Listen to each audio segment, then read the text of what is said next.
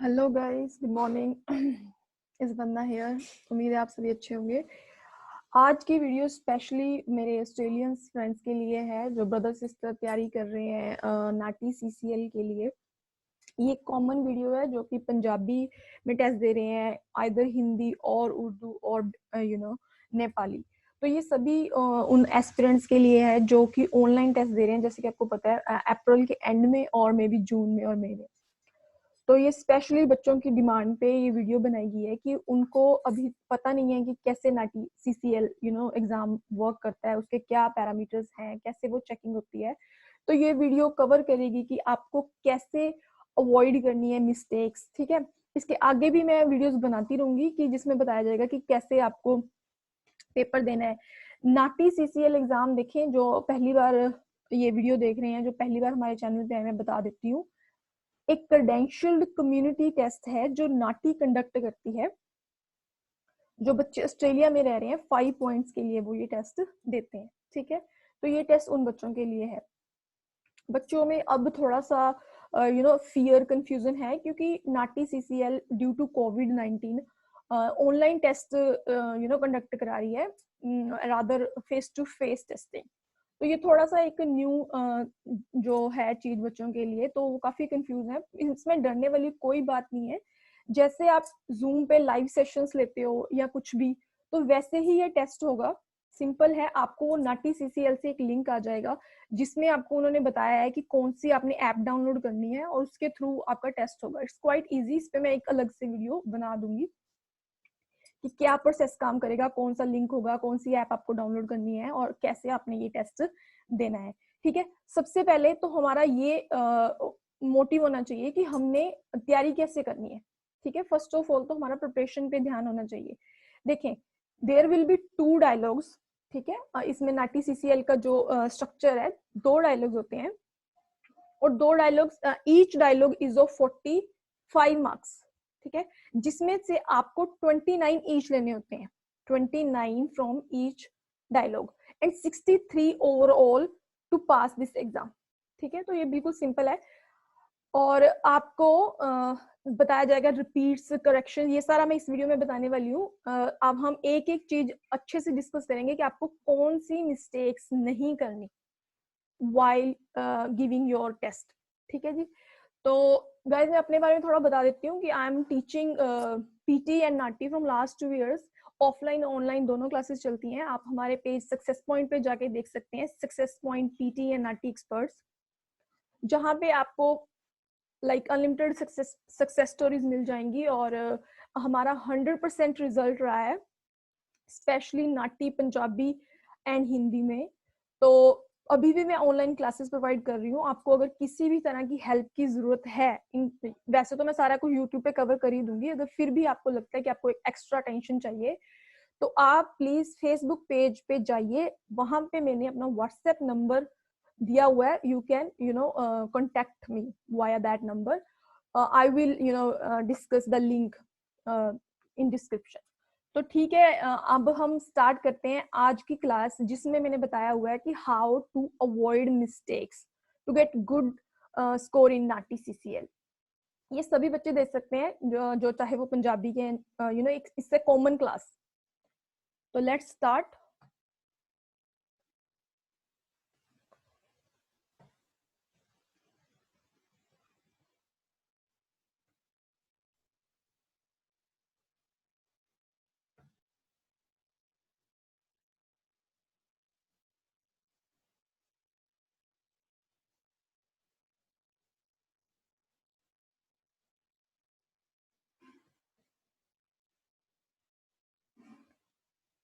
Okay, yes. So ये मैंने थोड़ा सा पावर पॉइंट प्रेजेंटेशन में मैंने आपको थोड़ा सा बताने की कोशिश की है। So this is a NAATI CCL class, जैसे कि मैंने बताया आप सभी के लिए। Please like, share and subscribe my channel अगर आपको ये वीडियो पसंद आती है, क्योंकि इसके आगे भी हम बहुत सी वीडियोस बनाने वाले हैं नाटी सीसीएल पे, स्पेशली पंजाबी और हिंदी स्टूडेंट्स के लिए। ये सब के लिए कॉमन क्लास रहेगी। जो बच्चे, बिकॉज देखें अब सिर्फ अगर मैं देखूं कुछ बच्चों का एग्जाम 29 अप्रैल को है, ऑनलाइन है ना, तो बिल्कुल 10 दिन रह गए हैं, तो बहुत अच्छे से आप तैयारी कर सकते हैं। It's not a very tough exam, it's very easy exam. आपको सिर्फ कुछ बेसिक चीजें फॉलो करनी है और सिर्फ घंटा दिन में प्रैक्टिस करनी है and you can get through this exam. तो देख लेते हैं क्या है आज हम क्या करने वाले हैं। We will discuss 3 critical points.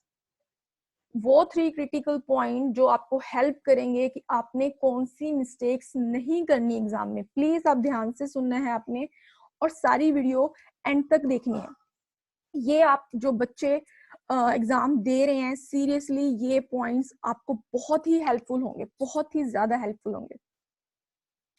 सबसे जो पहला पैरामीटर है जिसपे वो चेक करते हैं स्टूडेंट्स को, एक्यूरेसी। देखें, आपको पहले ही पता है देयर विल बी 2 डायलॉग्स, ठीक है। डायलॉग्स में आपके पास 13 to 14 सेगमेंट्स होते हैं। अब बच्चों को पहली बात तो सेगमेंट्स नहीं पता होता, उसमें कंफ्यूज हो जाते हैं। मैं आपको थोड़ा सा एग्जांपल देती हूँ। सेगमेंट देखें, जैसे पहला मैंने बोला कुछ, hello how are you, how can I help you today. You would respond I am alright, I came here for this thing. तो ये 2 सेगमेंट्स हो गए।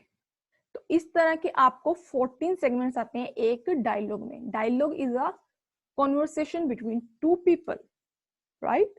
तो ये बिल्कुल सिंपल सी एक बात है। तो इसमें वो आपसे डिमांड करते हैं कि आप एक्यूरेट हो, accuracy.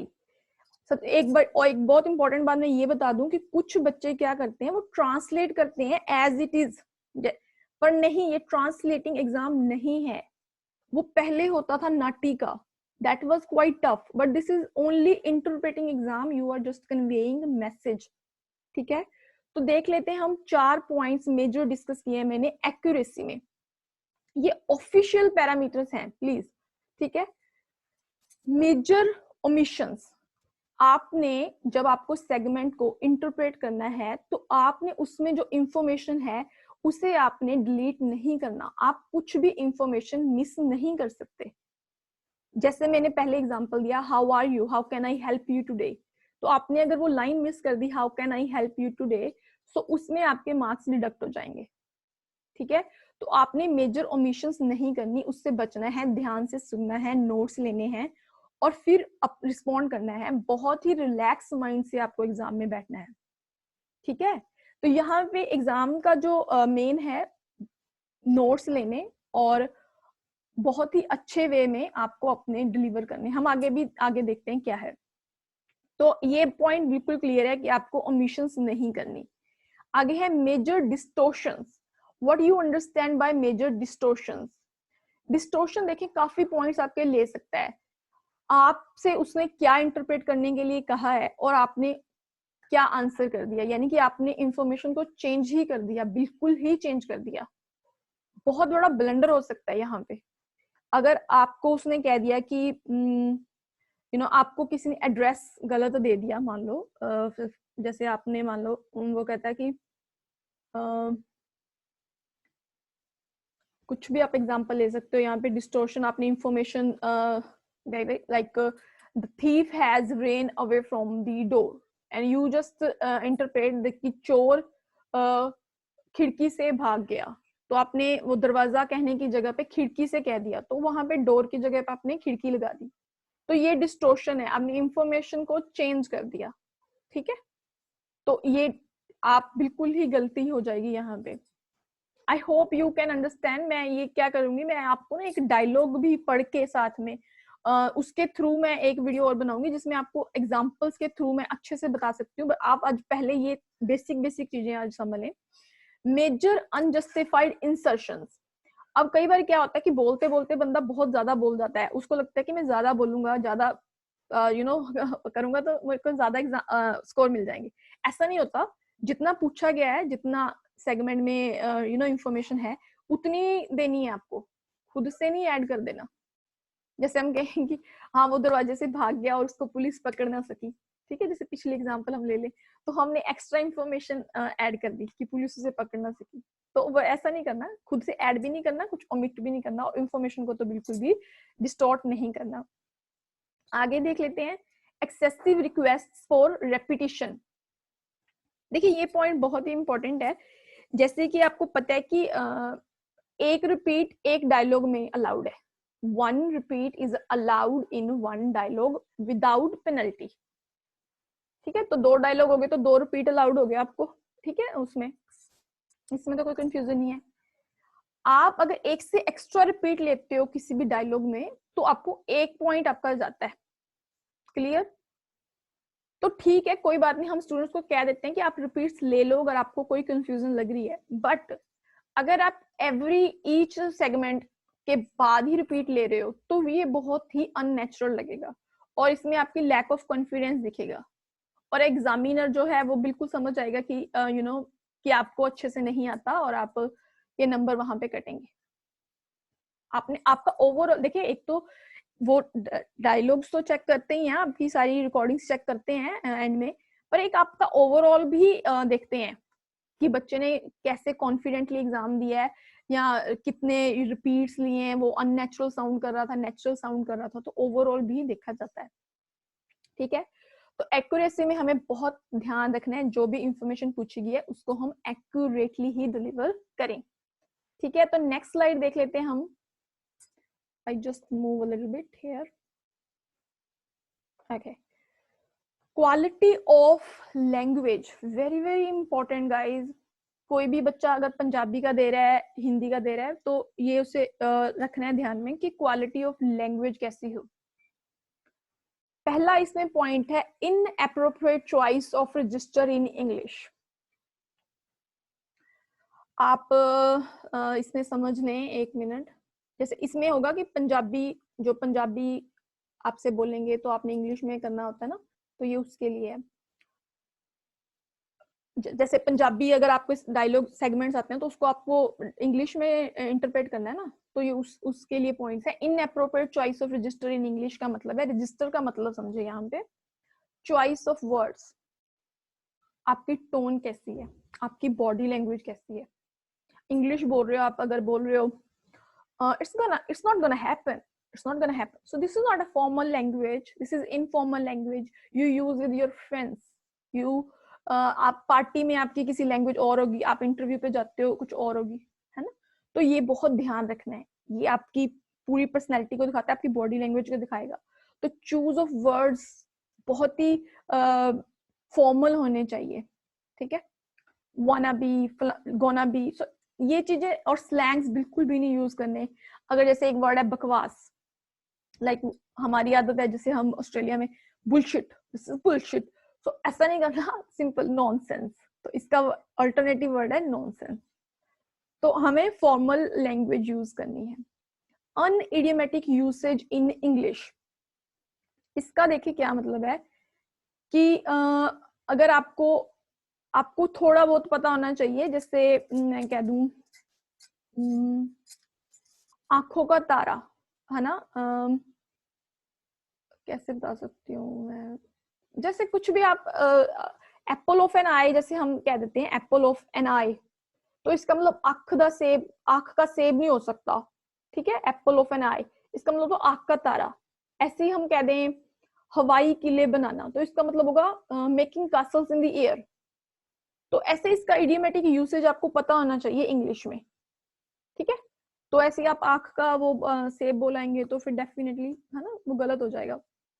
Incorrect sentence structures in English. अब सेंटेंस स्ट्रक्चर तो मैं यहाँ पे क्या ही बताऊं, आपको पता ही है क्या होता है सब्जेक्ट वर्ब ऑब्जेक्ट, इंग्लिश कैसे वर्क करती है, सब्जेक्ट वर्ब ऑब्जेक्ट। तो आपको सेंटेंस स्ट्रक्चर वैसे ही रखना है, अगर आप आगे पीछे करते रहोगे तो कोई फायदा नहीं है।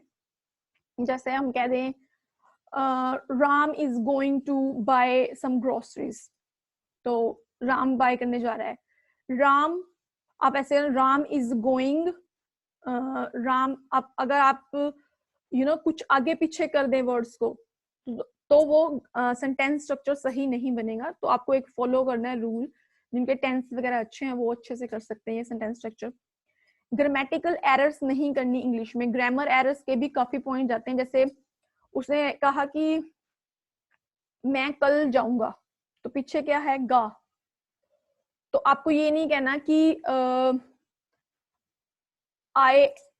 आई गो, आप कहोगे आई विल गो, ठीक है, वो काम करता है, वो काम करता है ता, तो ही डज, ही डज। तो यहाँ पे ये नहीं लगाना ही डिड और ही विल डू।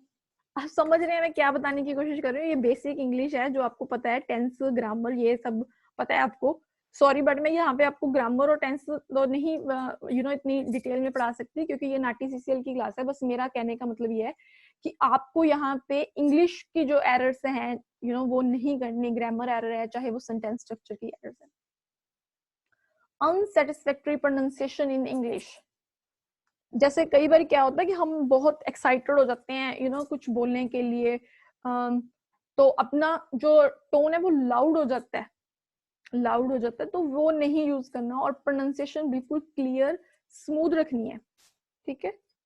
तो इतना मतलब कभी कभी एक्साइटमेंट में बहुत ज्यादा लाउड नहीं हो जाना, ठीक है। प्रोनाउंसिएशन पे भी आपको बहुत ध्यान देना है। नेक्स्ट देख लेते हैं, इसी के आगे पॉइंट काफी हैं। जैसे अब देखें, अब हमने इंग्लिश में पढ़ लिया कि इंग्लिश में हमने क्या कैसे बिहेव करना है, कि ग्रामर वो सही होनी चाहिए, सेंटेंस स्ट्रक्चर सही होना चाहिए, हमारी टोन सही होनी चाहिए, चॉइस ऑफ वर्ड सही होनी चाहिए हमारे, ठीक है। अनइडियमेटिक यूसेज हमें पता होना, इडियमेटिक यूसेज हमें पता होना चाहिए इंग्लिश में, ठीक है। तो अनइडियमेटिक यूसेज को अवॉइड करना है। जैसे इतने इडियम्स आते नहीं है, वो बिल्कुल सिंपल ही होता है, इतना टफ एग्जाम नहीं होता। बस आपको समझ होनी चाहिए बेसिक चीजों की। आगे देख लेते हैं, inappropriate choice of register in LOTE, इसका मतलब लैंग्वेज अदर देन इंग्लिश, चाहे आपने वो पंजाबी ली हुई है, फिर वो हिंदी ली हुई है, कुछ भी, it could be anything right, जिसकी भी जो लैंग्वेज है, जो भी नाटी में है, इंक्लूडेड है, जिसमें भी आप दे सकते हो। उसमें भी फॉर एग्जाम्पल आप पंजाबी ले लो या हिंदी ले लो, आपने हिंदी ली हुई है, तो उसमें भी हिंदी में भी वही है कि आपको इनफॉर्मल लैंग्वेज नहीं यूज करनी, जैसे आप घर पे यूज करते हो तो वैसी नहीं यूज करनी, ठीक है। फॉर्मल लैंग्वेज यूज करनी है। सेम है अनइडियमेटिक यूसेज इन LOT, ये सारे पॉइंट्स गाइस सेम है, बस इसमें क्या है, लैंग्वेज अदर देन इंग्लिश। इसमें आपसे क्या होगा कि इंग्लिश में सेगमेंट्स होंगे, आपको अपनी लैंग्वेज में इंटरप्रेट करनी है। मैं बार बार इंटरप्रिटेशन वर्ड पे इसलिए फोकस करती हूँ गाइस, क्योंकि मैंने जब स्टूडेंट्स को पढ़ाया है, मैंने देखा है कि वो एज इट इज ट्रांसलेट करने की कोशिश करते हैं और फिर वो कंफ्यूज हो जाते हैं खुद में ही। पर नहीं, आपको ओवरऑल मीनिंग लेके फिर उसको अपनी लैंग्वेज में कहना है, आपको मैसेज कन्वे करना है, सिंपल, ठीक है। तो ये सेम ही है, incorrect sentence structure in LOT। अब जैसे मैं आपको सिंपल बता दूं कि पंजाबी या हिंदी का स्ट्रक्चर कैसे होता है। जैसे इसमें पहले क्या होता है, सब्जेक्ट होता है, फिर ऑब्जेक्ट, फिर वर्ब आती है, वर्ब एंड में आती है अगर आप देखो पंजाबी हिंदी में। इंग्लिश में तो मिडल में आती है वर्ब, पर इसमें बाद में आती है। तो ये ध्यान रखना है आपको, ठीक है। पता होना चाहिए कि कहाँ पे ऑब्जेक्ट, आगे पीछे कर दोगे सेंटेंस की कोई मीनिंग सेंस नहीं रहता, ठीक है। ग्रामेटिकल एरर्स इन LOTE, तो वही सेम ही है, grammar errors.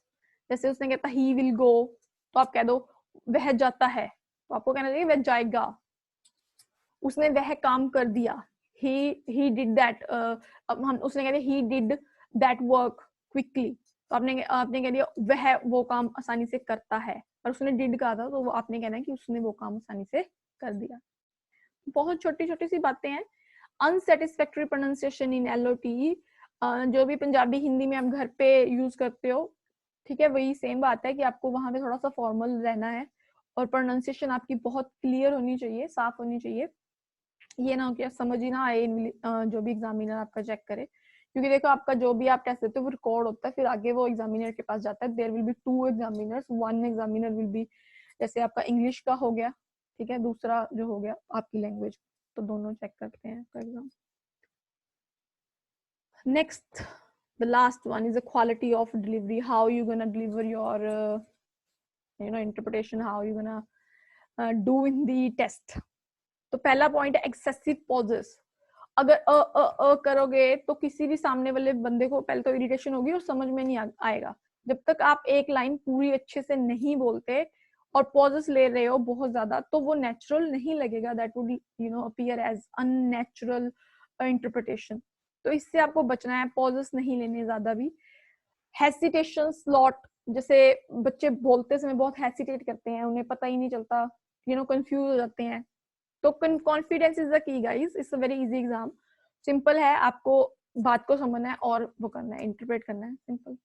Excessive self correction, देखिए सेल्फ करेक्शन का कंसेप्ट आपको बहुत अच्छे से समझ लेना है।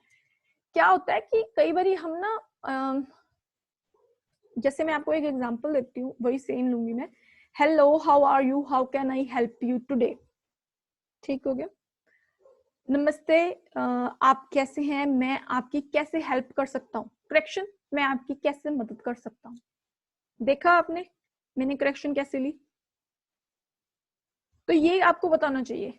बट अगर मैं हर सेगमेंट में यही करती रहूं, self correction, correction please this, correction please this, तो it would sound very unnatural, और ये डेफिनेटली आपके पॉइंट्स तो फिर जाएंगे, ठीक है।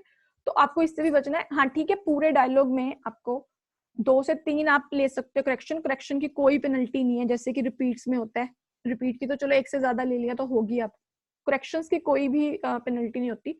You can take 2 to 3, but आपने ये नहीं है कि आपको हाँ जी लीनियंसी मिल गई तो आप फिर हर सेगमेंट में ले लो, तो it doesn't gonna make sense.